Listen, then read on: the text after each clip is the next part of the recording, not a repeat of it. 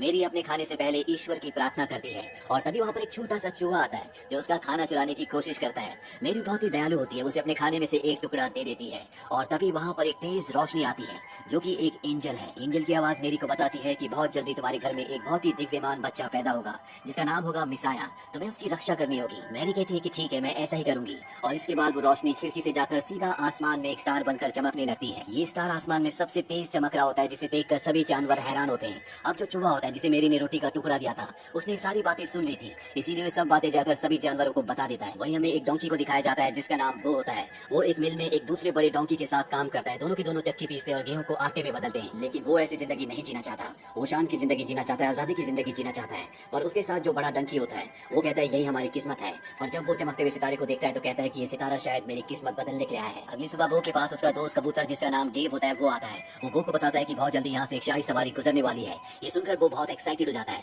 और अपने पिता से कहता है कि मैं भी शाही सवारी में एक दिन सवार होकर आपका नाम रोशन करूंगा, लेकिन उसे सबसे पहले अपने आप को यहाँ से आजाद करवाना होगा। वो किसी तरह से अपनी रस्सी काट देता है और इससे पहले कि वो यहाँ से निकलता, इस मिल का जो मालिक होता है वो यहाँ पर आ जाता है। देखता है कि बो ने अपनी रस्सियां काट दी है, साथ ही उसने चारों तरफ अफरा तफरी मचा रखी है। इसीलिए वो गुस्से में आकर उसे चेन से बांध देता है और अब बो की आंखों के सामने यहाँ से शाही सवारी भी गुजर जाती है। बो का दिल इससे टूट जाता है और इसी तरह से 6 महीने बीत जाते हैं। वो आज भी अपने साथी डोंकी के साथ उसी मिल में काम कर रहा होता है, लेकिन उसका एक ही सपना होता है कि वो शाही सवारी में शामिल होकर एक दिन सबको अपनी पहचान, अपनी इंपॉर्टेंस का एहसास कराए। दिन रात उसकी आंखों में यही सपना होता है। इसीलिए उसके साथ जो बड़ा डोंकी होता है उसे उस पर दया आ जाती है और वो बो के साथ मिलकर उसे भगाने का एक प्लान बनाता है और जानबूझकर अपनी तबीयत खराब होने का बहाना करता है। साथ ही बो को भी जंजीरों से आजाद करवा देता है। और जब इस मिल का मालिक उसे देखने के लिए आता है तो वो उस जगह से भाग जाता है। हालांकि मिल का मालिक उसका पीछा भी करता है, लेकिन वो भागता हुआ एक लंबी जंप लगाता है जिससे उसके पीछे के पैर में चोट भी लग जाती है। लेकिन वो किसी तरह से उसकी नजरों से ओझल हो जाता है और अब वो एक घर के पास पहुंचता है। ये मेरी का घर है, उसी लड़की का जिन्हें एंजल्स ने कहा था कि तुम्हारे घर में बहुत जल्दी एक दिव्यमान बच्चा आएगा, तुम्हें उसकी रक्षा करनी होगी। और अब वो मेरी के घर में छुप जाता है। मेरी की अब शादी भी हो चुकी है और उनके जो हस्बैंड है उनका नाम जोसेफ होता है। वो जो मेरी के घर में छुप रहा होता है, मेरी उसे देख लेती है। वो देखती है कि बो के पैर पर चोट लगी है। मेरी का दिल बहुत ही दयावान होता है। वो उसके पैर पर कपड़ा बांध देती है और जब मेरी के हस्बैंड जोसेफ यहाँ पर आते हैं तो वो बो को भगाने की कोशिश करते हैं और मेरी उन्हें कहती है कि शायद इसे हमारी जरूरत है, हमें इसे अपने पास रख लेना चाहिए। मेरी का ऐसा व्यवहार देखकर बो को बहुत अच्छा लगता है। वो मेरी को पसंद करने लगता है। वहीं मेरी अपने हस्बैंड जोसेफ को बताती है कि कैसे एंजल उनके सामने आई थी और उन्हें एक भविष्यवाणी के बारे में बताया था जिसमें उनके घर में एक बहुत ही दिव्यमान बच्चा पैदा होगा जो इस पूरी दुनिया की रक्षा करेगा। वो सब कुछ बदल कर रख देगा और जोसेफ भी इस बात को समझते हैं और वो आने वाली हर एक सिचुएशन को एक्सेप्ट करने के लिए उन्हें वादा करते हैं। दरअसल अब मेरी प्रेग्नेंट भी होती है।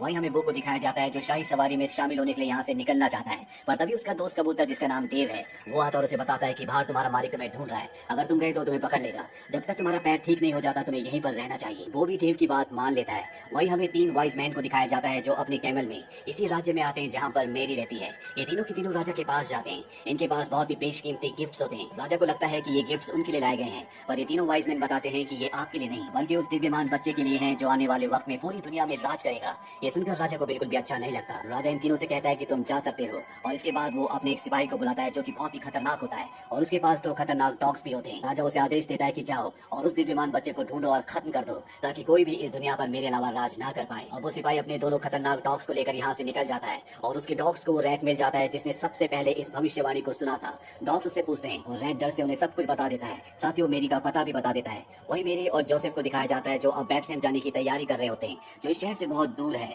वो को भी वो अपने साथ ले जाना चाहते हैं, लेकिन वो उनके साथ नहीं जाना चाहता क्योंकि अगर वो इस शहर से गया तो वो राजा से बहुत दूर हो जाएगा और शाही सवारी का हिस्सा नहीं बन पाएगा। शाही सवारी का हिस्सा बनकर वो सबको अपनी इंपॉर्टेंस के बारे में बताना चाहता है। मेरी जब देखती है कि उसके साथ वो नहीं आना चाहता तो वो अपने हस्बैंड जोसेफ से कहती है कि हमें यहाँ से पैदल ही निकलना होगा और जोसेफ और मेरी बैथलेहम के लिए पैदल निकल जाते हैं। वो को घर पर ही छोड़ देते हैं और अब यहाँ पर वो सिपाही अपने खूंखार डॉग्स के साथ आ जाता है। उसके डॉग्स देखते हैं कि वहाँ पर बो है। वो बो से पूछते हैं कि मैरी कहाँ पर है, पर बो उन्हें कुछ भी नहीं बताता। डॉग्स उसके पैर पे बंधे हुए दुपट्टे को देख लेते हैं जो कि मैरी का होता है और वो उसे स्मेल करते हैं, जिसके बाद उन्हें पता चल जाता है कि मैरी किस तरफ गई है और अब वो मैरी का पीछा करते हुए बैथलेहम की तरफ निकल पड़ते हैं। वो अब मैरी को किसी भी कीमत पर बचाना चाहता है क्योंकि वो मैरी से बहुत प्यार करता है, इसीलिए वो भी बैथलेहम की तरफ अपने दोस्त देव के साथ निकल पड़ता है।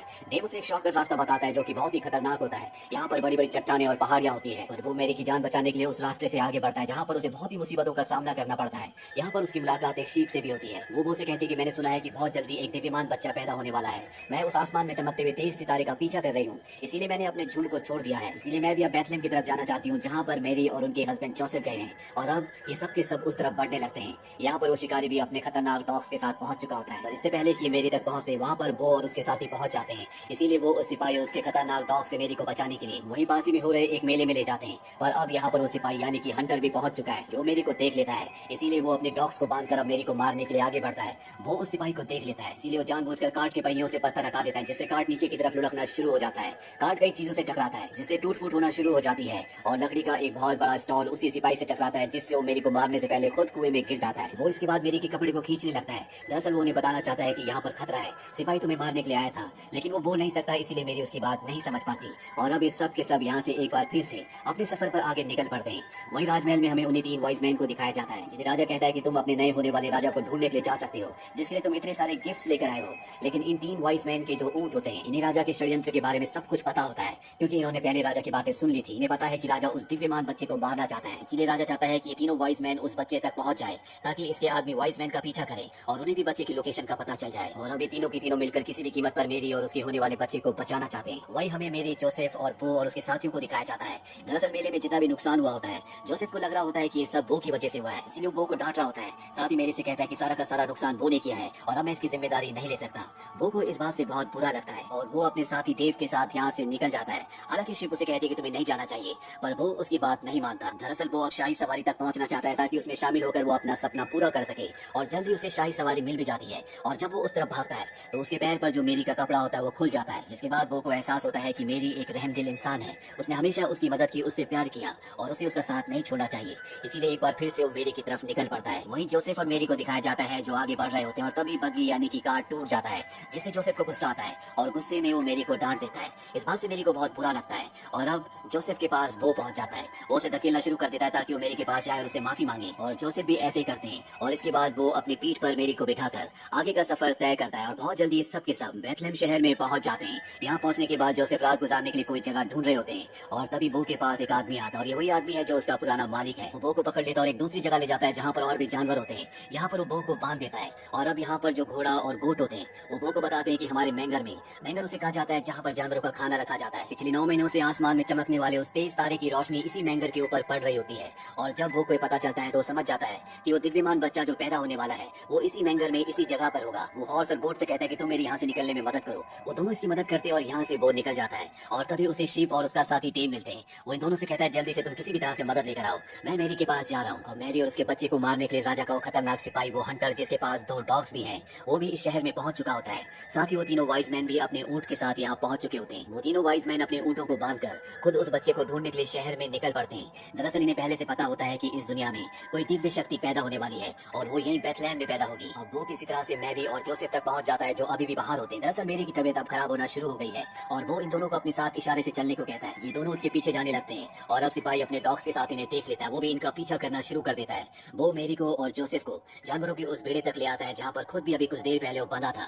यहाँ पर सभी जानवरों ने पूरी तरह से जगह को साफ कर दिया होता है। वहीं अब शीप को दिखाया जाता है जो अपने झुंड तक पहुंच जाती है और वो उन सबको मदद करने के लिए कहती है, लेकिन कोई भी उसकी बात नहीं सुनता। पर जब वो जोर से चिल्लाती है तो आसमान में एक बार फिर से एंजल्स आते हैं जो सबको उस दिव्यमान बच्चे के बारे में बताते हैं जो अब कुछ ही देर में पैदा होने वाला है। वहीं डेव को दिखाया जाता है जो उन तीनों ऊंटों तक पहुंच जाता है जो वाइज मैन के हैं, जिन्हें बांधा हुआ है, और वो उन्हें आजाद कर देता है। वहीं बेड़े के बाहर जब वो पहुंचता है तो देखता है कि वहाँ पर राजा का सिपाही अपने खतरनाक डॉग्स के साथ पहुंच चुका है। वो उनका सामना करने की कोशिश करता है पर सिपाही के खतरनाक डॉग्स उसे पकड़ लेते हैं और अब सिपाही अंदर जाकर मेरी को मारना चाहता है, पर इससे पहले कि वो ऐसा करता यहाँ पर शीप्स का झुंड आ चुका होता है। साथ ही डेव यहाँ पर तीनों ऊंटों को लेकर आ गया होता है और इस सब के सब उस सिपाही पर हमला कर देते हैं। ऊंट उसे और उसके डॉग्स को घसीट कर एक पहाड़ी से नीचे लटका देते हैं और अब वो डॉग्स और वो सिपाही तीनों के तीनों नीचे गिरने वाले होते हैं। और तभी सबको एक बच्चे की आवाज सुनाई देती है। सब समझ जाते हैं कि मेरी ने एक बच्चे को जन्म दिया है, जिससे सभी को खुशी होती है। और अब सिपाही जिसके नीचे डॉग्स लटके हुए होते हैं वो अपना वजन कम करने के लिए उनकी चेन छोड़ देता है। वो उन्हें बचाने के लिए नीचे भागता है और अब सिपाही अपनी तलवार को चट्टान में गाड़ कर ऊपर आने की कोशिश करता है, लेकिन इससे चट्टान फट जाती है और वो नीचे गिरकर मारा जाता है। वही वो को दिखाया जाता है जिसने दोनों डॉग्स को पकड़ लिया होता है और अब वो उन दोनों को ऊपर खींचकर उन दोनों की जान बचा लेता है। इसके बाद ये सब के सब उस जगह जाते हैं जहाँ पर उस दिव्यमान बच्चे का जन्म हुआ होता है। ये सब उस बच्चे को देखते हैं और बहुत खुश होते हैं। यहाँ पर वो डॉग्स भी आ जाते हैं जो पूरी तरह से अब बदल चुके हैं, उन्हें अपनी गलती का एहसास है